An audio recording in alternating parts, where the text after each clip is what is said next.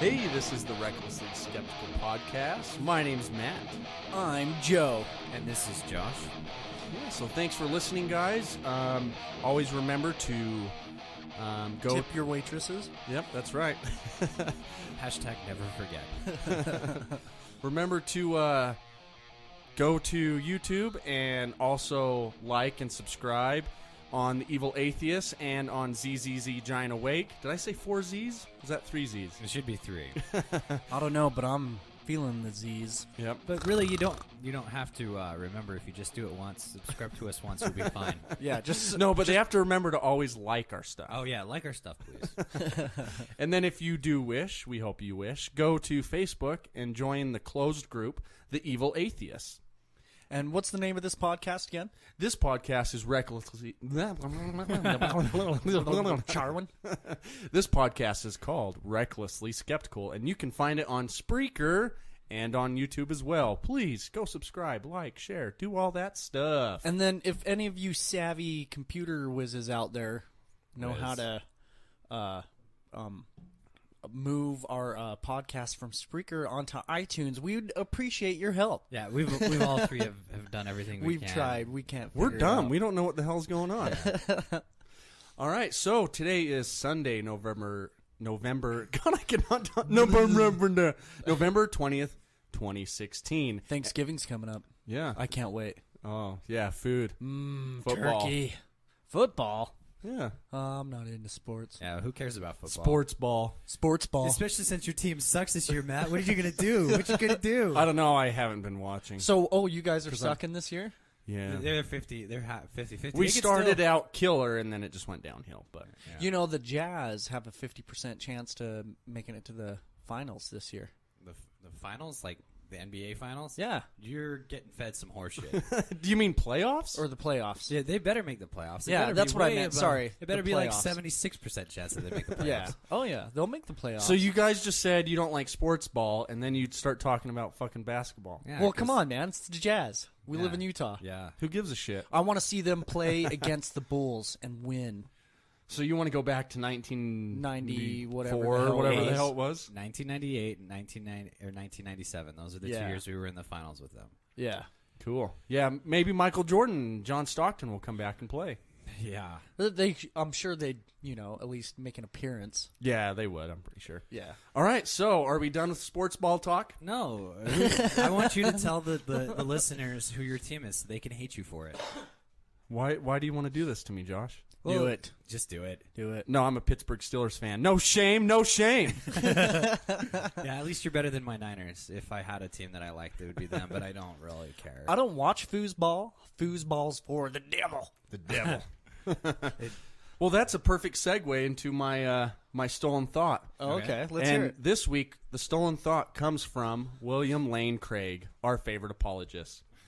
So, quote, as Christian teachers, students, and laymen, we must never lose sight of the wider spiritual battle in which we are all involved, and so must be extremely weary of what we say or write, lest we become the instruments of Satan in destroying someone else's faith. I just thought that was funny, because they acknowledge that they can destroy somebody else's faith, which is a bad thing to them, but to us it's a good thing, and all that means is thinking critically is destroying someone's faith. Yeah. Let's destroy faith right now. Critical thinking is, Good for you. it really is good for you. And it's of the devil. And I mean, Hell, Satan.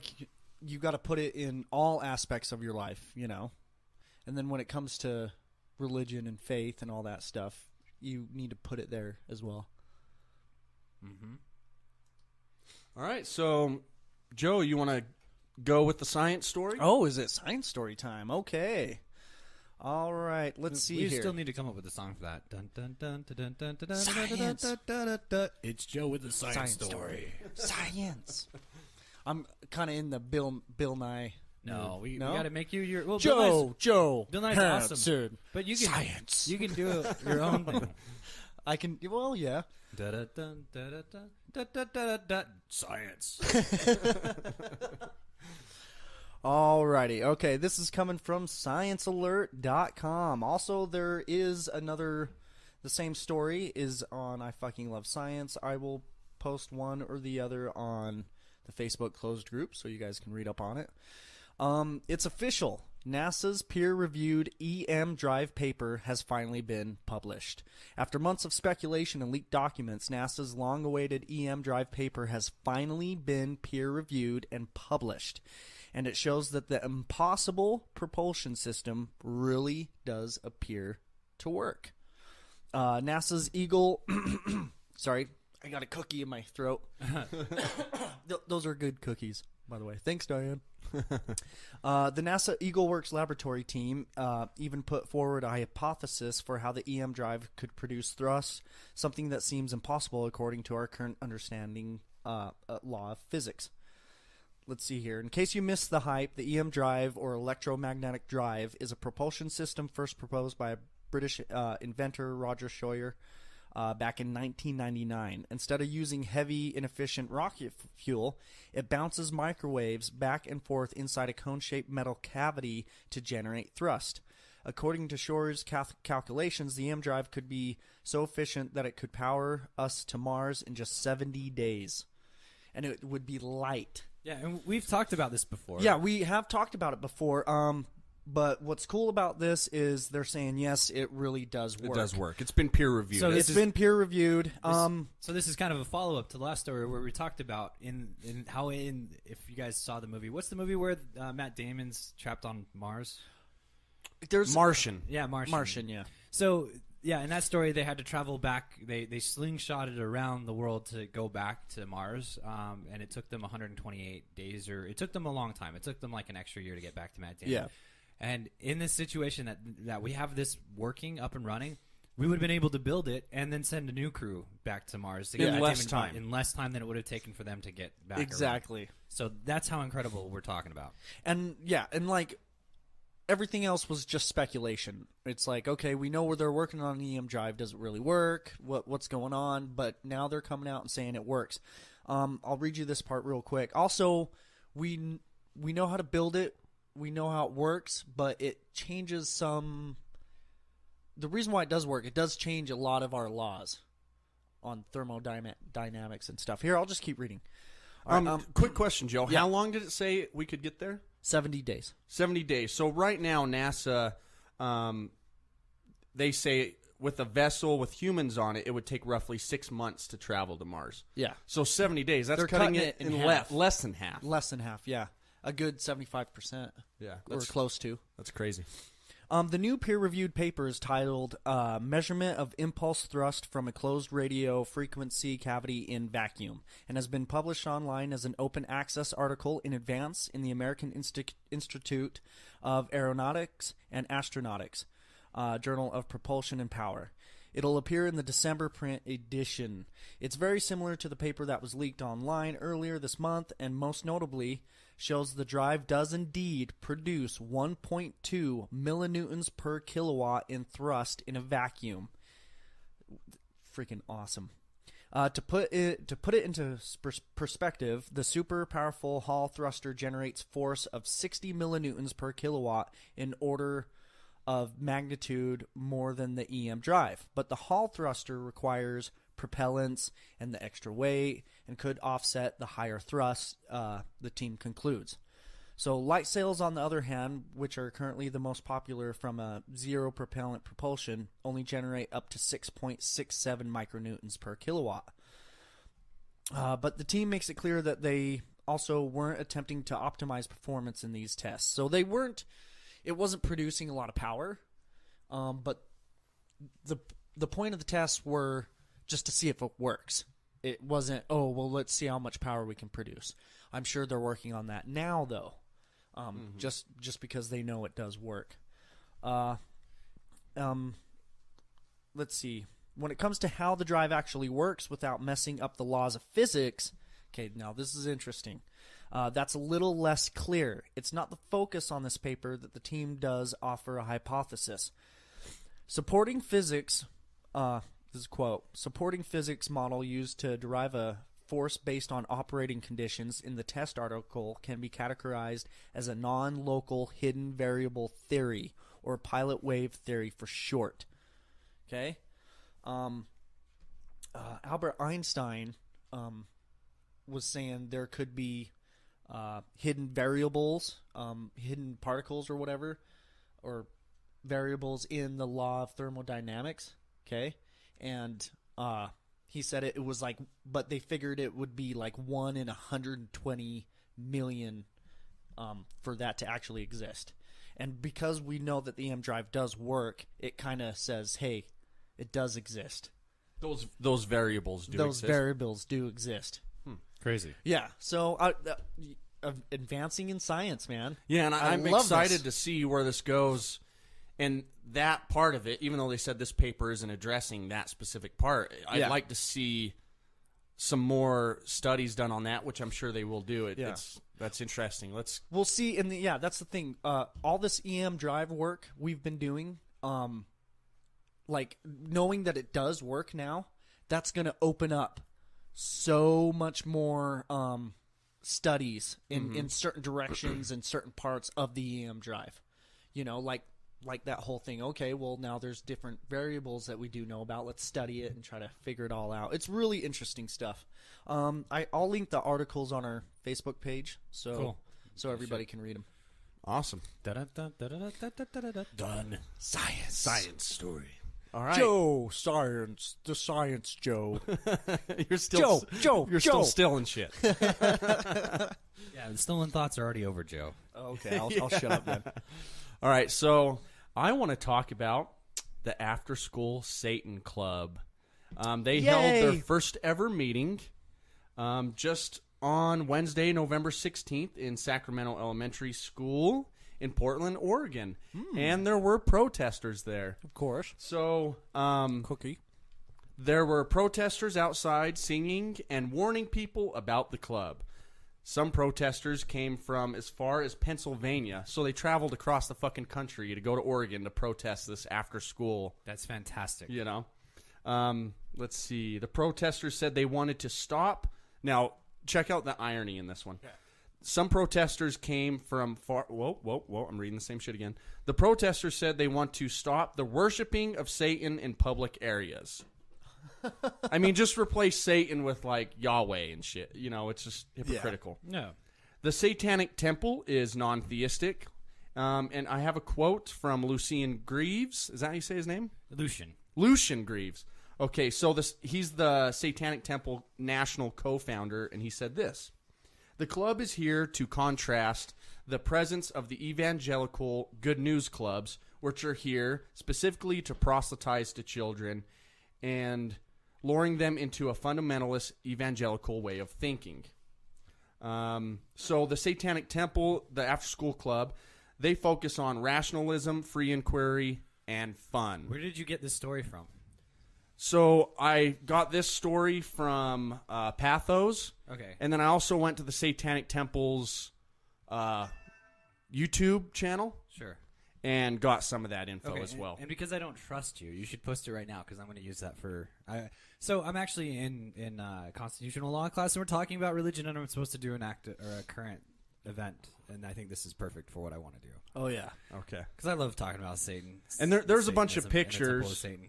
I'll have to put them up on YouTube, so when we're talking about it, there's like this little devil guy and. There's kids coloring. No, and this is great. Like protesters. So I like the protesters for a few different reasons. One is that they're protesting something I believe in. Kind of. I think that the public square is not necessarily an appropriate place, even though I think that with our Constitution it does protect like anybody speaking about any religion in public. Yeah. Given that they follow the other things, like you can't do that in State Street in the middle of the day unless you have a permit. Et cetera, et cetera.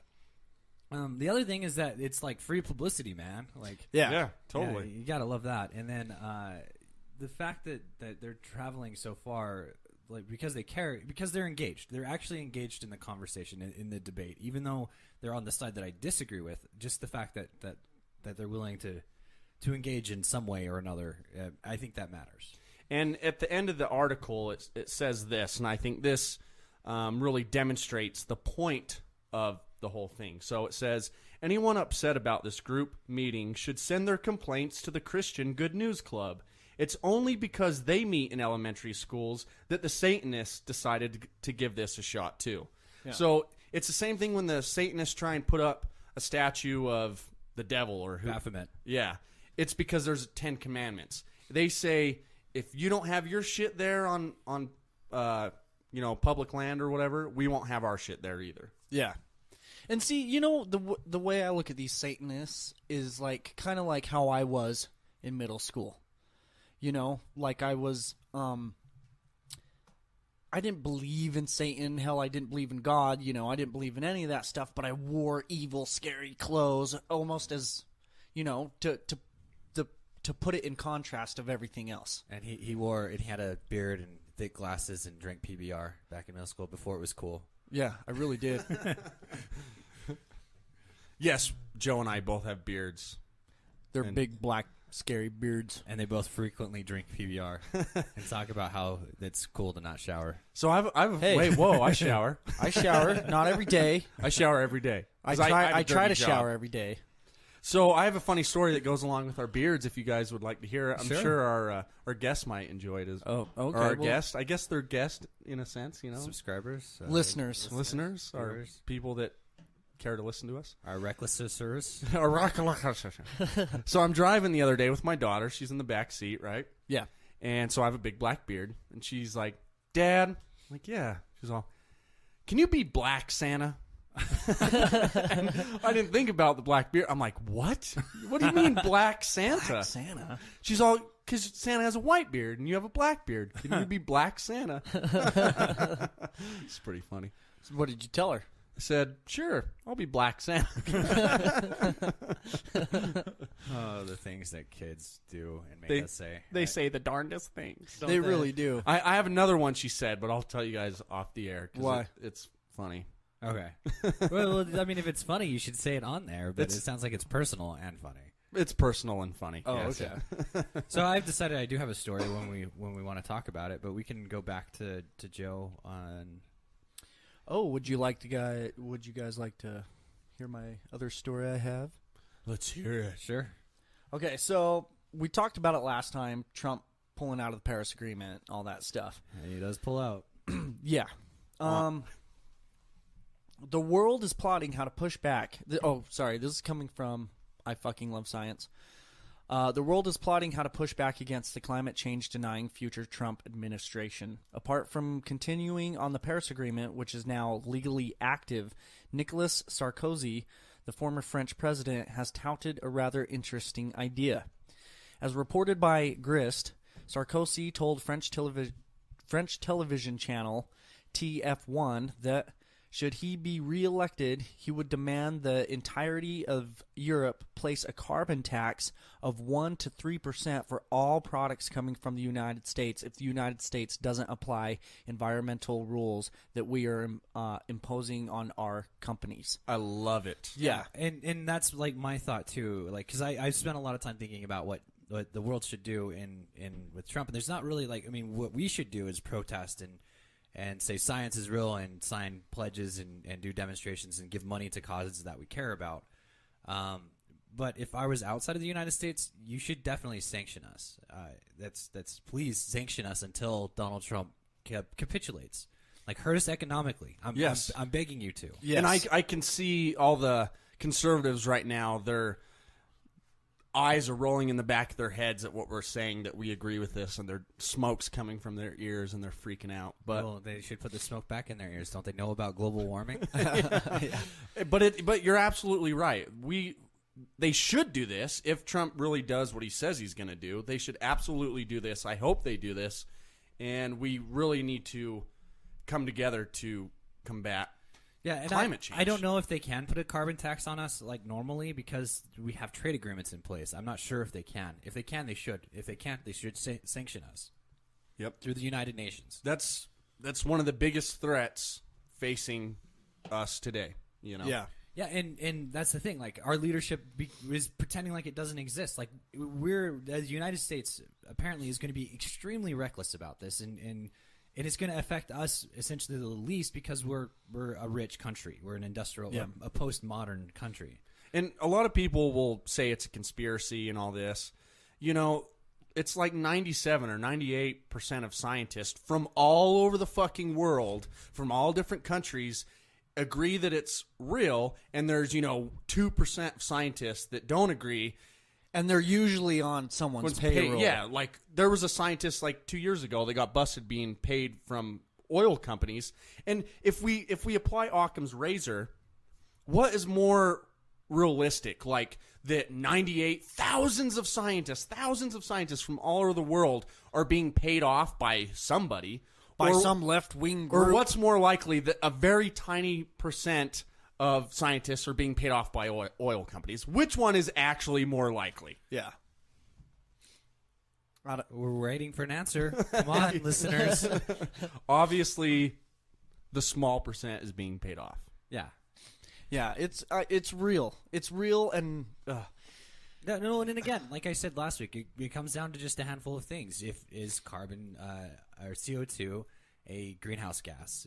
Are we putting up a sufficient amount of greenhouse gas? And then if you answer those two questions positively, then guess what? Global warming is a thing. yeah. So, You know what? Sorry, this is sort of off subject, but I saw an article and I meant to save it. But it says 1 in 4 Americans think the government is an enemy of the people now. That's a lot of people. I'm surprised it's only 1 in 4. Yeah. yeah, that's weird. Try not to delve too much into the insanity that is there. And since why don't I go with my story, which is also somewhat related, but you guys might have a different opinion than me on this. So this is from CNN. It's the title of the article is Stephen Hawking: Humanity Won't Survive Another 1,000 Years on Earth. And the story starts, we're all doomed unless we can figure out how to get the heck off this planet. And then it goes into that Hawking was talking at Oxford University Union, saying that our best chance of survival as a species is to leave the only home we've ever known and establish colonies on other planets. And then this is an actual quote from Stephen Hawking. Although the chance of disaster to this planet in a given year may be quite low, it adds up over time and becomes nearly certain in the next 1,000 years or 10,000 years. By that time, we should have spread out into space and to other stars, so a disaster on Earth would not mean the end of the human race. So, what do you guys think? And then I'll give you guys my opinion. I don't know. I've always been drawn to the idea of colonizing other planets, and Me too. It's oh my god, like I don't know. It would be extremely cool. Okay, but what about what Stephen Hawking said? I think we need to. So I think he's right. A disaster happening. I think with our current technology, nuclear war and stuff like that. I think it is somewhat inevitable. Yeah, I think we need to colonize another planet. I think it's Now, so this is okay. Now, here's what I get from the story. You guys got that we should colonize, which is something that's just obvious to me, but we're still ways away from that, like hundreds of years. Yeah. Oh, yeah. Oh yeah. But what I get from this article is that Stephen Hawking needs to, like, God damn it, like he's the celebrity who says shit just so that they're on the news again, except he does it in the science realm. And this has been something he's done a few times in the last couple of years. Like, how does he know that humanity won't survive another 1,000 to 10,000 years?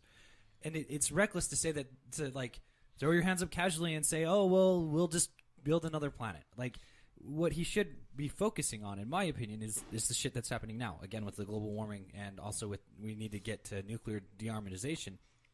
Not talking about, like, oh, we're not going to survive another 1,000 years anyway, so fuck it.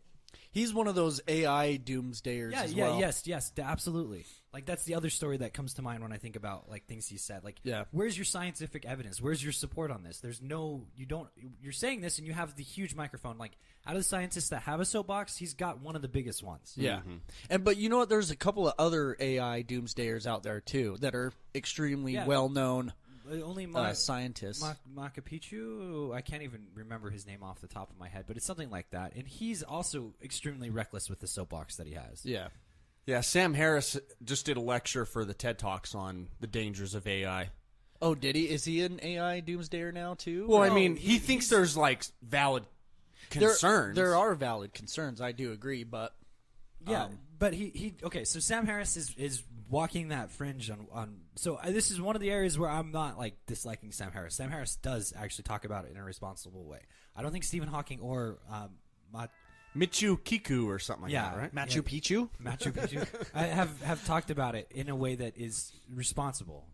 Like irrational and almost dangerous. Yeah, well, I mean, like, great. You're saying that we won't survive another 1,000 years, so we need to colonize another planet. Like, that's irresponsible in the sense that how do you know that? Like, you don't have any. You're a scientist. You represent science, and you're talking about things in a way that is, for lack of a better term, reckless. Like, Well, what it makes me wonder if he has put forth some sort of calculations and studied. well, the doomsday calculations are based on philosophical bullshit. Like, so in philosophy, you have to get good at determining what is valid and what is invalid. Like, if you don't have something substantial leading like a trend wise, then you're just talking about a slippery slope. Like that's it. You're talking fallaciously.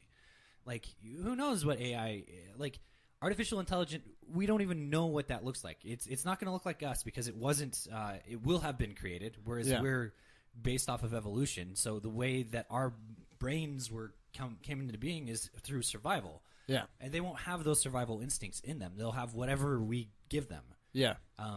And like in movies, AI is portrayed as like being able to like take over other computers, and like all of a sudden it's one big mega computer, and you're like, what the fuck? And that's just not how computer science works. Like it would be able to communicate with other computers, but it wouldn't like those other computers wouldn't suddenly become part of that computer. Like, What if that computer reprogrammed those computers? that doesn't make sense? Like, how? In what way? Like, it's like asking, what if God changed the DNA of dinosaurs or whatever to make it appear like? Yeah.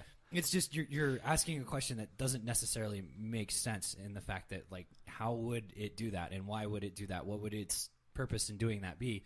And what kind of language would you give a small computer? Because for a supercomputer to be smart enough to have AI, it'd be a lot smarter than your desktop or your laptop. Like, Oh yeah.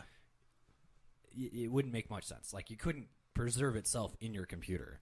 We would just have to do the Turing test. The Turing test has its fallacies. Oh, too. I know. I'm joking. But the Turing test is I like tests that question intelligent or artificial intelligence. Like those types of things are fun to think about. But off the subject. If you guys don't know who Alan Turing is, there's a great movie about him. It's on Netflix right now. Go watch it. Yeah. So Stephen Hawking, you are now officially on my scientist shit list. And Alan Turing is not on your shit list. No, I mean, for where he was at his time, no. But yeah, the best scientist to listen to is still what's the guy's name? What's he look like? He looks like an atheist. That's what he looks like. Richard Dawkins? No, not Dawkins. Dawkins is okay, but I'm thinking primarily who's the guy who he did a movie with?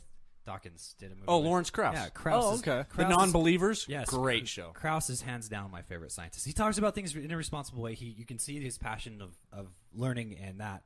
And he's also open about his atheism, which is like one of the two things that bothers me about Bill Nye. Oh. Yeah. And Neil. Yeah, they won't Tyson. come out and say it. Yeah. Now Krauss, he teaches in Arizona, right? He's a Yeah. professor in Arizona. Yep.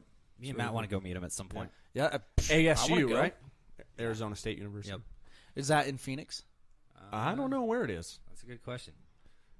Well, Corey's in Phoenix. Maybe we can, if it's close, make him go get autographs or something for us. Maybe some sound No, bites. we'll go down. We'll sleep at Corey's house and drink beer. And we'll and do the sit in his- podcast there and and we'll invite sit him in his- on the podcast. Yeah, he's totally going to do it because we're like big time. Totally.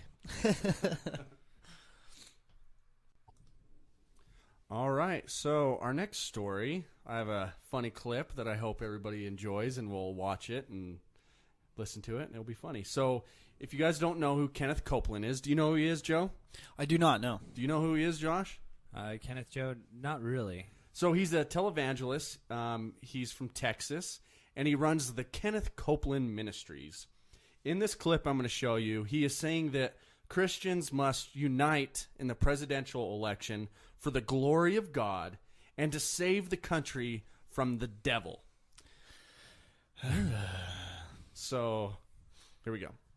So, where did you come from, Cotton Eye Joe? You came out after a long time. Okay. Sorry for the audio problems. Here we go. Here is Kenneth Copeland. His If face. it's one night, or if it's for the rest of my life, I'll not change. I will refuse to believe anything else, and I teach my children and my grandchildren and my great-grandchildren. They will not dare say anything else in my presence. Praise God. Amen.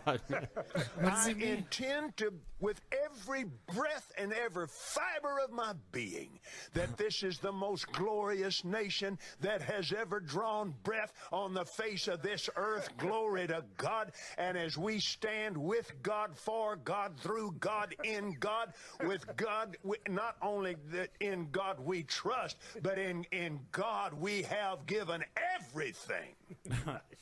I will not believe that we'll bow our knee at the most important place in history's history. This is it.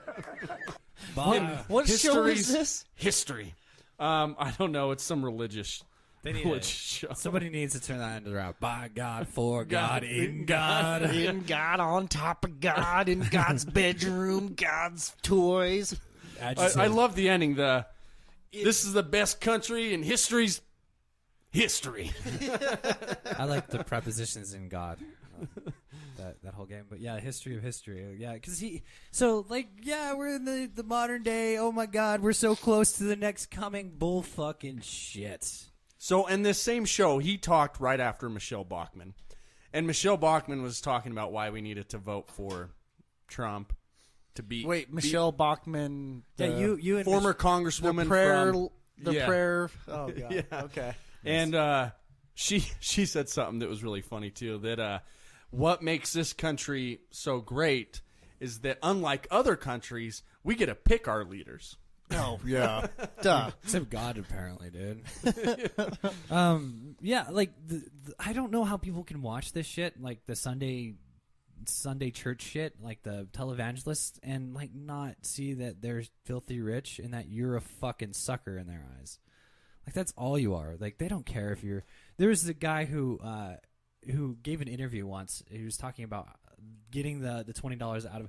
There's $20. I know some of you watching. There's $20 in your cookie jar, and I want you to take that $20 and put it in an envelope and send it to me. And like, the And reason- God will reward you for it. And it's like, yeah. And like you're talking about, like these people, there's a certain percentage of grandmothers who keep money in a cookie jar, and so he's pretending to be talking to them directly, and they're like, "Oh my God, he is talking to me directly because I have money in my cookie jar," and like it's heartbreaking. And there's 1,000 grandmas that sent in $20, Yeah. so he just made 20 G's. yeah. and it's. I'm trying to think of. I think it was on the last week tonight that he really delved into it, and it's just a disgusting, despicable practice. And then these guys don't have to pay taxes on that shit. Yeah, it's unreal. And then this guy, by God, for God, he's just a terrible. I don't know how you fall for that rhetoric. Like it is empty rhetoric. There was nothing there of any substance. Like even if you believe in God, there was nothing there of any substance. Yes, and to go back to Michelle Bachmann, she spoke right before him. She says, and we know this is truth. Okay, you don't know that it's true, that God is real or any of that. And if you were actually rational and could accept and acknowledge that not all your beliefs are completely founded on rationale, you know? Yeah. There's certain things, if you believe them, that's fine, but at least acknowledge that you don't know for sure. But At Matt, least acknowledge that. But Conviction feels so good. I'm so convicted. Like I know that the Steelers suck, So do I. but like well, at least you're rational about it, you know. Whoa. he, out of all the things to get upset about, to be woe about, I thought you were gonna say woe to me. But he said Joe like compliments you. But what were you gonna say, Joe? I thought you were. Oh no, Oh. I was just trying to eat some more of this cookie. Oh, For God, in God. on God, in a bus. I will not eat these green eggs and ham. Oh, yeah. I'd like. Can we save that and keep it as like a clip? That would be funny as like an intro or outro. In God, for God, by God. On top of God. We could add our own little gods to it. Yeah. For God, in God, by God, in God. On God. Skinny dipping in God's pool. Alrighty. So, after that, should we move on? We should just stay in that spot forever in time. All right. In God. Oh, over God, under God. You want to be under God for all time? Are you All a time. bottom, Josh? You top or bottom? No, I don't think that's how that works. I don't think that's how it works. All right. So we have another story. It's coming from Utah. So an abuse case against the Mormon Church to continue in Navajo court. Attorneys want the LDS leader Monson to testify. So I'm just going to read from the article. This article's from the Salt Lake Tribune here in Utah. So attorney for 4 Navajos suing the LDS Church over alleged sexual abuse said Wednesday they intend to subpoena the faith's president, Thomas S. Monson, to testify about the former program that placed children in Mormon homes off the reservation during the school year. The remarks come after a federal judge in Salt Lake City rejected a church argument that Navajo tribal courts do not have jurisdiction over 3 lawsuits alleging that the Utah-based religion is liable for damages resulting from sexual abuse to tribal members while they participated in the church's Indian student placement program between 1965 and 1983. So, U.S. District Judge Robert Shelby ruled that there was insufficient evidence to determine whether the tribal court was exercising proper jurisdiction over the lawsuits. So there was a guy that was in charge of placing the children, and he's dead now. He died a while ago, but he was I can't remember if he was charged or Let's see, for sexual abuse. So the ruling may clear the way for attorneys to subpoena Monson, the increasingly frail 89-year-old leader of the Church of Jesus Christ of Latter-day Saints. Monson may have inside knowledge about the placement program and about George P. Lee, the one-time Mormon general authority who might have overseen it on the reservation, according to a court filing. We think he has very germane information, said Craig, an attorney for the Navajos from Idaho, who Coeur d'Alene, Idaho, who added there are no other top LDS leaders from that era still around. Lee was excommunicated in 1989 and in 1994 pleaded guilty to attempted sexual abuse of a 12-year-old girl. He died in 2010. So the guy who was in charge of placing all these Navajo children, was charged and pleaded guilty to sexual abuse of You should one also person. send me this story because this is also interesting. Yeah. Because the question of jurisdiction here is quite interesting. The other thing, scroll up. I wanted to see the judge's name again. I'm fairly certain that that's the judge who. No, you went way past where I know, because my mouse is a piece of shit. Robert Shelby. We need to get you, dude. It's like $10 to get a mouse like mine. I know. I was looking at him the other day. So it's federal judge. Right here. Yeah, U.S. District Judge Robert Shelby. Yeah, so he, for those who don't know any of his other rulings, he's the one who struck down Utah's same-sex ban, marriage ban. Oh, really? Yeah, he's the Kitchen versus Herbert case. Okay. So, yeah, he's the reason why we got same-sex marriage back in, October 2 years ago. And then a stay got put on it almost immediately because our governor is a fucking not sexist, homophobic piece of shit, but... And he just recently won by a landslide. Yeah, I still can't believe you won. Oh, Yeah. I totally can. Yeah, I don't know. I thought Utah was turning a little more blue. Mia Love fucking won easily, and Yeah. she's the least liked out of all of the national politicians that Utah has to offer, and she won handedly.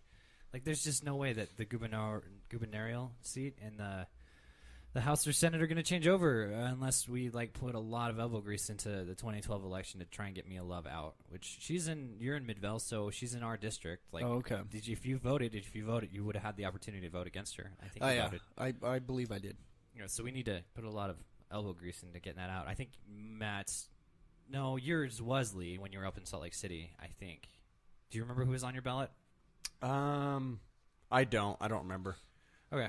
Well, doesn't matter. And then, so here at the bottom of the article, Shelby also wrote that the law was unsettled in areas of tribal court jurisdiction, and that allowing the lawsuits to continue in the Navajo court would promote policy considerations of self-government and the development of tribal courts. So he's doing this for multiple reasons. One, he thinks that, they should be able to continue the lawsuits against the Mormon Church, but it also has... it's going to promote policy considerations for the tribal courts. So it's doing multiple things. Yeah, and that's so it's a tough one because in some senses the tribal lands, they have their own, they're considered a separate government, which is why on tribal lands you can build casinos and shit because they're given more autonomy than an average citizen is. But in the case of this, it's hard to say that you have jurisdiction over not tribal lands at all. So it's hard to say that. I don't know if they can transfer the case. If they can, they definitely should, because that would be something that you'd want to have out in public. If you can subpoena Monson and Monson has information on what the fuck happened, then that's important. But you're talking about, some of the most protected men in the United States. Yeah. So good luck. I wouldn't be surprised if there was not, besides outside of the high-end national people, like the president, vice president, secretary of state. I wouldn't be surprised if they are the most legally protected people in the United States. Oh yeah, I'm sure they are. They're definitely some of the top wealthiest in the United States. And these guys, the church brings in so much money. Yeah, and they have most of them are lawyers, are ex-lawyers to some degree. So, and I was listening to Dogma Debate, and he has a small recording that he plays as an ad a lot, and it talks about all the land that the Mormon Church owns, and they're one of the top landowners in the United States. Are they? Yes. That's interesting. Yeah. It's I can't remember the name of the movie or the television show, and I've watched it a bunch of times. It's God, why can't I remember it? Member. I can't remember it. No, it's South Park. Hell on Wheels. Okay. Hell on Wheels. It's a really interesting show. It takes place back in the early 1800s and stuff like that. But it kind of gets into Mormonism and everything, and kind of how shady the church is.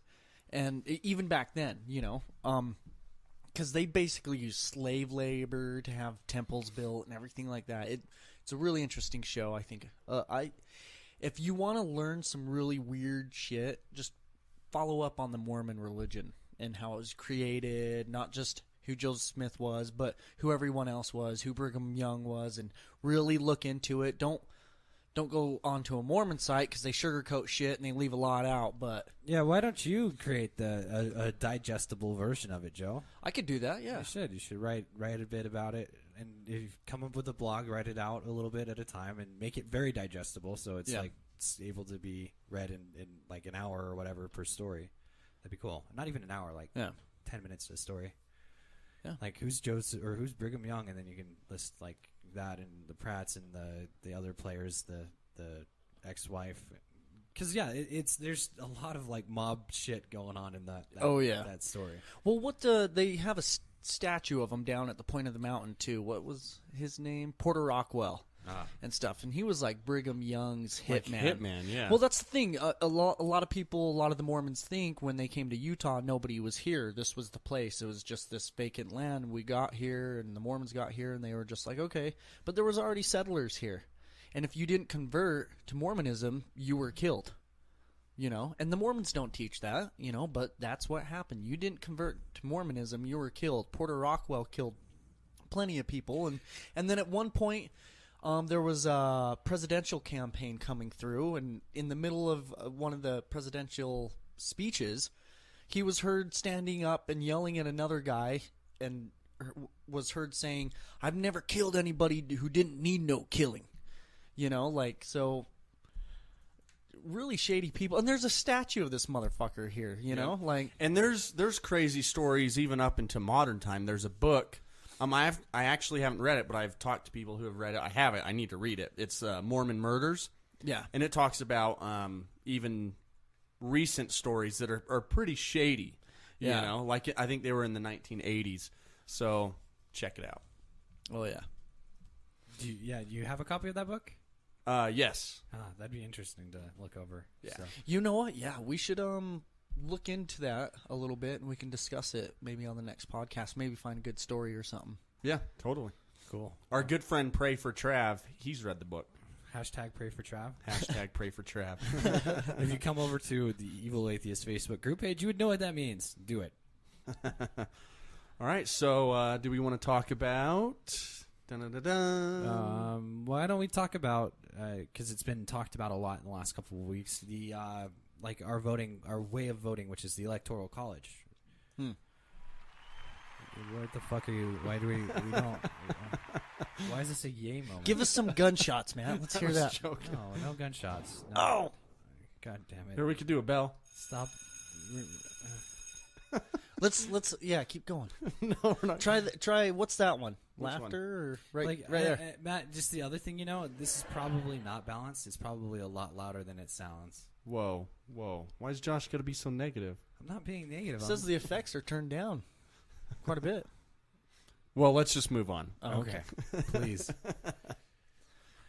So, the Electoral College. What do you guys think about it? You guys understand it at all? I do to a point, but so why not? Okay, why not one person, one vote? Why is the electoral college there? The reasoning behind it. Can you explain that to me? That's a good question. So, Joe, I found this really useful clip in that half a second that it took for this to happen. That was really fast, Josh. I know. I'm like super. All right, I'm here like it goes. super.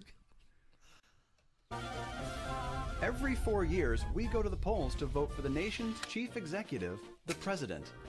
During campaign season, we hear a lot of talk about something called the Electoral College.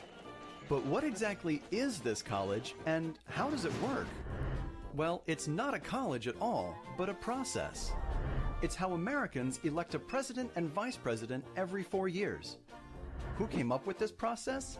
None other than our founding fathers, the framers of the Constitution. Under this system, Americans do not actually vote directly for a president and vice president. Instead, they select a group of people who have pledged to vote for their chosen candidate. These people are known as electors. So why not just vote for the candidate directly? The founding fathers thought that it would be too chaotic and prone to error, and instead designed the Electoral College system. Here's how it works. Each U.S. state gets a different number of electors, equal to the number of that state's U.S. senators, always 2, plus its number of U.S. representatives, determined by the size of the state's population. Who are these electors? In most cases, political parties choose them based on party service and loyalty. The vast majority of U.S. states have a winner-take-all system. Whoever wins the most popular votes in that state gets all of the state's electoral votes. Like many compromises, the Electoral College system is not perfect. It's got one major quirk. The candidate who wins the presidency may not be the one who gets the most popular votes. This has happened several times in history. Rutherford B. Hayes in 1876, Benjamin Harrison in 1888, and George W. Bush in 2000. And now Despite Donald its Trump. quirks, the Electoral College has proved to be a solid, lasting compromise and remains one of the many stable foundations laid out by America's founding fathers. Have a burning question? So that is thanks of History.com, and now Donald Trump gets to add himself to that list of people who lost the popular vote but still won. So does that answer your question? It certainly does, and I think we could definitely change the Electoral College. Yeah, so part of the reason that I know that they did that is because just imagine how chaotic it would be for the national government to try and count all of the votes, like collect all of the ballots and bring them all to one place and then count them. So what they Especially back then. Yeah, so there's no modern technology; they're all hand counted. So what they would do is they would get an area together. So say like you have District 4 in Utah. Yeah. what they would do is they have each of the voting places report to one major place in the district, and then that one place then counts all the votes from each of the areas in that district, adds them together, and then back in the day they'd get on their horse and ride to the state, and then they would select the party that won would send their electors to the state, or they'd send the tally to the state, and then the state, dependent on the party, would have the selection of the electors, and then the electors who were pledged, because we talked about unpledged delegates back when we were talking about the primaries. And then they're pledged, and then they would send those people on horseback to Washington, D.C. to cast their votes. Yeah. So when I imagine it was a pain in the ass back then, so I understand the Electoral College back then. But now I think, they can find every single last one of us if we owe the government money. Real easy to find us, real easy to talk to us, whatever. So why not let's do that through voting, And I think a lot more people would vote too if we got rid of the Electoral College, because I know a lot of people who won't vote because of the Electoral College. yeah, like Utah, it feels like a wasted vote. But go ahead, Matt. If we just wanted to be honest and fair, it should be one person, one vote. And we can, like you said, we can count them easy now. It's easy. And another reason why, I don't think they mentioned it in there, maybe they did and I missed it, was that they didn't want the president only campaigning in large populous areas and leaving Wyoming and never going to Wyoming and listening what those people want.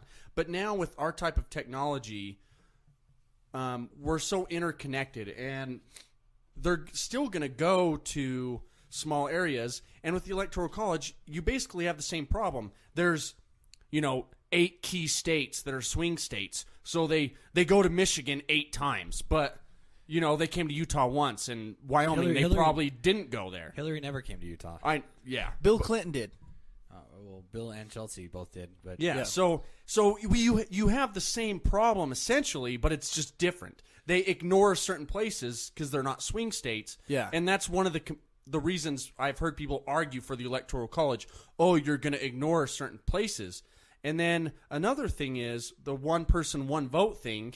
I saw somebody break down the population of California and the population of Wyoming and how many Electoral College votes they have. It's 3.21 to like. Yeah. So somebody voting in Wyoming, their vote is worth 3.2 times as many, or whatever the number is, as somebody voting in California.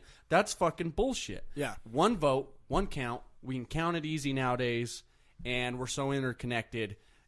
They can go to every state. Oh yeah, or completely. should. Yeah. And I'm kind of on the fence about it because I think that there's some good reasons to have disproportionate weight to votes, but that's like my opinion. And so for me, I would apply like a really high standard. Like there would have to be some really pressing issue for me to overturn the way we vote now. Because direct democracy, as good as it sounds, can have its issues too. Yeah, because the other reason was the tyranny of the population, or whatever it's called, you know? Yep. So, I mean, and there's give and take in every system, but... Tyranny of the majority. Yeah, and it would be nice to have... It would be nice to have other systems available to us and to actually think about it. Like, the thing with voting that I care about far more is runoff voting. Like, I think if we had runoff voting, we could have significant alternative parties to the two. Can you explain? Yeah. Yeah, and that's when you vote 1, 2, 3, right? Yeah, that's when you do a rank vote. So you say, I like Jill Stein the most, and then I like Bernie Sanders. But you just rank the ones who are eligible, and then you maybe a write-in. I don't know how you do it exactly, but so you'd rank. So say you Jill Stein, Hillary Clinton, and Gary Johnson and Donald Trump were the 4 candidates, and you rank them in the order that I just listed them. 1, 2, 3, 4, and then so if nobody gets above 50% of the vote at one point, then it goes to the then you eliminate the lowest vote count. So that would have been Jill Stein in that case, and then go to your second choice. And then if nobody has above 50%, then they would eliminate the second to least, or at that point the least, which would have been Gary Johnson, and then it'd just be Hillary Clinton and Donald Trump. And at which point you'd have Hillary Clinton be your president. But it makes for viable third parties, is what it does. Yeah. I guarantee a lot more. Because right now, what was the percent that Gary Johnson got? He got like 3%. He would definitely be higher than 3%. The Utah beer of candidates.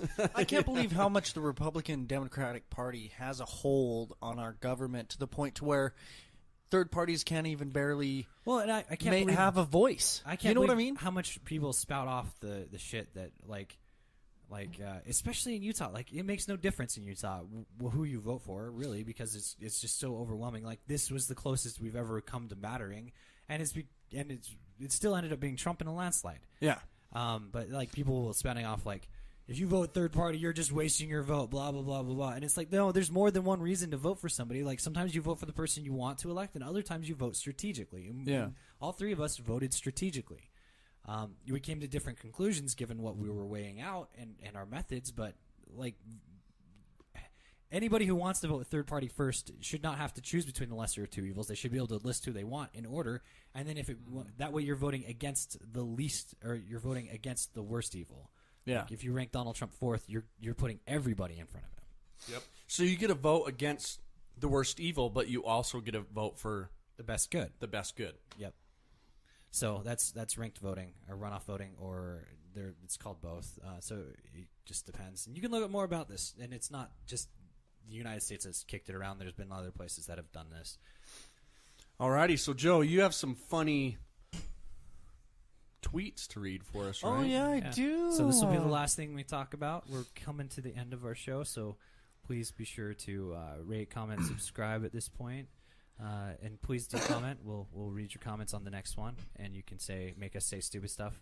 Like if you want someone to say, Joe, my name is Joe, and I'm a stupid head, and we'll make Joe read it, and it'll be funny. And I'll read it in any voice you want to hear it in. Okay, so I don't know if a lot of people know. Mike Pence went to a showing of the Hamilton. Did we ever go over that comment? We didn't because we real quick. I had to close everything. Oh, I had. okay. Yeah, that's right. So let's go back and read our one comment from last week, and then we'll go into Oh, the final okay, story. yeah, Sorry to interrupt you, Joe. No, it's totally cool. So on last week's podcast, we have one comment. We're so popular. It's totally cool. So Josh, you want to read the comment? Sure, it's from Severia, which is somebody who I know personally. It said so he linked a time and it said best part. We all know what he's thinking about. So we'll click on this hyperlink and see what he's talking about. Yep. One thing, when people say the erection's rigged, it's The erection is rigged. did I say erection? You did. The erection. The erection is rigged. What is that, a Freudian slip right Yes. Charwin. there? Charwin. So yeah, that was from last week's show. Yeah, Hilarious. Matt's talked about I guess I just have rigging erections. I guess I have boners on the brain. You know? So, all right, Joe, go ahead. And thanks for commenting. Jake, thank you for commenting. We appreciate it. Take it down to about 95. All right, now go, All right. Joe. Okay, so if a lot of people don't know, Mike Pence, the VP elect, went to a showing of the Hamilton, and he was booed when he walked in there, and then afterwards, after the show, the cast came out and basically talked to Pence and said they told the crowd not to boo all this shit, you know, and they kind of had words for him, you know, and they were like, "We trust you not to do anything dumb," you know.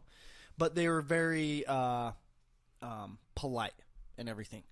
But, of course, Donald Trump had something to say about it. He tweeted – after that, he tweeted something. And then last night on Saturday Night Live – So wait, should I read Donald Trump? I'm the best. I'm the best. I don't know. I have the best words. I watched part of NBC NSL Saturday Night Live last night. It was totally one-sided. Bias show, nothing funny at all. Equal time for us. So that was his response because, of course, Alec Baldwin went on there and made fun of him about the whole Hamilton thing and all that stuff. So Donald Trump responded. And then Alec Baldwin responded not too much time later, and I'm trying to get down to the tweet, and fucking this stupid computer is not doing anything. Okay. Well, we'll if you want, I can. Come on. All right, I'll pull it up and you can read it off of my computer, but you have to sit in my lap, buddy boy. Oh, I'll get in your lap. We can even share microphones. Hey, so Here you come. Matt, Come, you come over here. okay? So Joe's going around the table. It's coming to sit on my lap. Sorry for our technical difficulties. Yeah. Ba-na-na-na. Here comes Joe. Bum, ba-na-na-na-na. Here comes Joe. Okay, so Alec Baldwin responded right afterwards, and it was hilarious. But true. So Alec Baldwin, let's see here. And he tweeted this to Donald Trump, right? He tweeted this directly to Donald Trump. He said, equal time, the election is over, there's no more equal time, now you try to be prez, and people respond, that's pretty much it. And then he also tweeted, he went on a tweet storm, he said, you know what I would do if I was prez? I'd be focused on how to improve the lives of as many Americans as possible. And then he tweeted again, I'd be focused on improving our reputation abroad, including actually fighting for freedom and not just oil. Then he tweeted again, I would make every effort to retrain Americans so to create jobs. One way you make America great again is to put people back to work. There was also another tweet or two. Oh, right. He said, I would make appointments that encourage people, not generate fear and doubt. And then his last tweet was, I could go on. You want more advice? Call me. I'll be at Saturday Night Live. Yeah, so that's their petty thing. But I usually am not a huge Baldwin fan, but that was some decent shit. That's what I was going to say. I like Alec Baldwin a lot now. Yeah, I like him Because a lot more. it was real. Like, what he said was completely accurate. Yeah, he's like, Why quit the fuck- complaining about a fucking show. You're the Yeah. president now. Quit whining. Do what you're supposed to do. And this is normal for Trump. He sued Bill Maher, and didn't he sue The Onion? Donald Trump? Yeah, I'm pretty sure he sued The Onion Maybe. and Bill Maher. Really? Over jokes. Yeah. He's a joke, man. Hey, Matt, what's that? Is that water damage going up on your ceiling over there? What is that? Yeah, but it's been fixed. Oh, you got it fixed. Okay. Yeah, have you guys ever heard Stephen Baldwin talk about religion?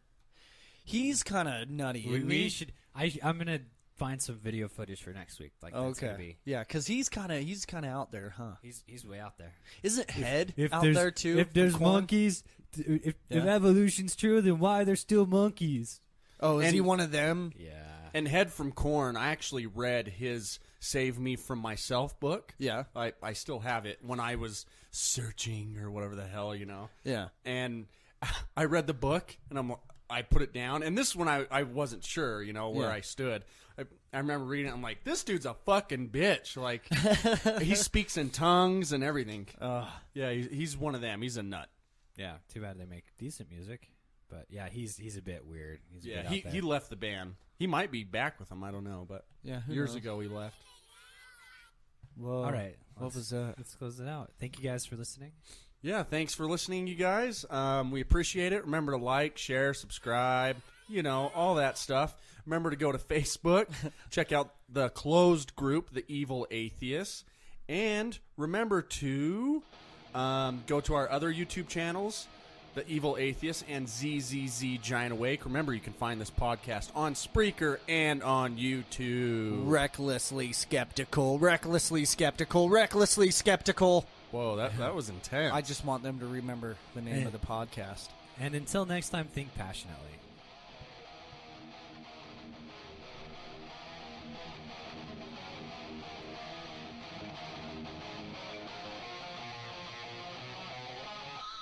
Well, that was good, guys. My butthole hurts. I think it's from sitting on it. Do you guys get hemorrhoid?